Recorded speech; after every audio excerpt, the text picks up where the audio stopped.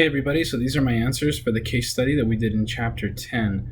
So we had two questions. The first question was, what might some reasons for participants not saying much at Debbie's meetings? Um, so in my opinion, and I've worked in several different settings, both in the Navy and in the private sector, so I answered that there could be several reasons that people aren't speaking up at Debbie's meetings. And with my experience, it's more that people are afraid of sounding incompetent or that the setting isn't correct, maybe for the meeting. Now, it sounded like she had been running the meeting in a leader centered setting, like a leader centered style of meeting, as her approach.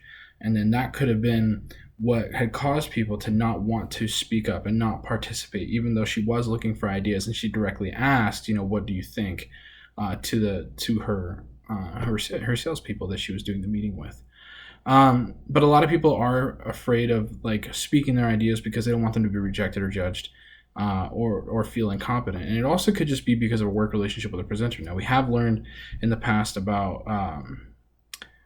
development with employees or developing teams, and then this was team development. So the workplace relationship has to be part of the development. If it's not healthy, when the coworkers that she works with will not be comfortable in speaking or interacting with her, just no matter the setting. And they also could think that maybe their ideas won't be taken into account, or perhaps that it's not worth speaking up because they won't be seen or heard, and that their ideas will just be ignored, which is often the case. In which case, they might want to shift gears and try a different meeting setting. But there are several reasons for her participants to not be saying much at her meetings. To move on to the second question, it says, assume you're a facilitation consultant, and then what advice would you give Debbie to encourage participation in future meetings? So I went with 4 things here, and I listed them out that she could do. 1, team building exercises. 2, participation questions during her meetings that would encourage more people to answer, and not so much like a "what do you think" or "what's your opinion," but say she presents a scenario and then asks for the answer to that scenario, or presents a level of knowledge question and then asks for the answer to that question. People are more apt to answer things like that during a meeting setting when they feel they have the knowledge, or they're competent in the subject matter. The third thing I recommended would be like a informal meetings on occasion, maybe once a month, maybe once every few weeks, just to have an informal style of meeting where she could have maybe lunch or some kind of food, pizza or sandwiches, some kind of easy, cheap catering, depending on the size of the group, whatever they want to do, or if they want to go out and do like a function where they can have the meeting at the location over dinner or something like that. This kind of informal setting would kind of pave the groundwork for her to be able to develop stronger relationships with her employees. And it gives her employees a little bit more of a reason to get involved with her when she is working or when they are in the professional setting. And it would kind of alleviate the stress and kind of relieve some of the tension in their workplace as well, and help develop more of a healthy work relationship, which would also kind of encourage the employees to participate with her more. And then the final one that I have here is group-centered meetings. So to kind of go back, I know I elaborated on my third one a little bit, but to kind of go back, team building exercises such as,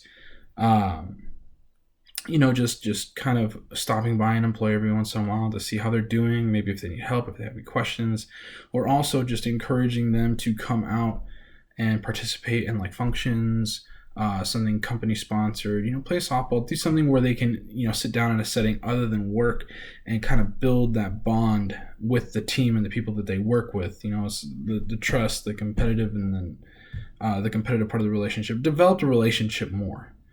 A team building anything, fundamental exercises, games, whatever you want to call it, always helps. The more you know the people that you work with, the easier that it is to work with them. For participation questions, I did elaborate on that, and so I did talk about informal meetings, and I believe in those wholeheartedly. My experience with the Navy and my experience in the private sector, informal meetings have been a big success in helping me meet my teams and the people that I work with, and help me develop strong, long-lasting relationships with them where I feel comfortable. And then the last thing is group-centered meetings. And so group-centered meetings, I think, is kind of a dependent fact. There's a dependent factor there of the amount of people in the meeting. If you have a very large team of supervisors, and let's say you're gonna have a meeting with them, it might be smarter to do a leader-centered approach to that meeting where you can address what the issues are, give them the game plan, and then, put forth what the objectives of the group are going to be for this period of time. Then that would be more productive. However, if you have a smaller group, like say she's doing a meeting with her salespeople, like in this case, and let's say it's 5 or 6, maybe less than 10 people on her team, then a group-centered meeting would not be a bad idea, especially in the field of sales, because these people aren't social butterflies. They're not people who are antisocial. If they're in sales, they're outgoing. They're going to be outspoken. And if they're not, they're probably not doing very well. So it's hard for somebody to choose a field of sales to be the profession if they're not social. So I think a group-centered meeting would probably benefit her a lot, because then she could kind of open the board and say, I want us to develop this together. I'm not bigger than you. You're not smaller than me. There's no imbalance of power here. We're all equals. We're all in this together. So let's hear the ideas. Let's circulate the ideas between each other and between me and you. If you guys need help, come to me. I'm willing to help you.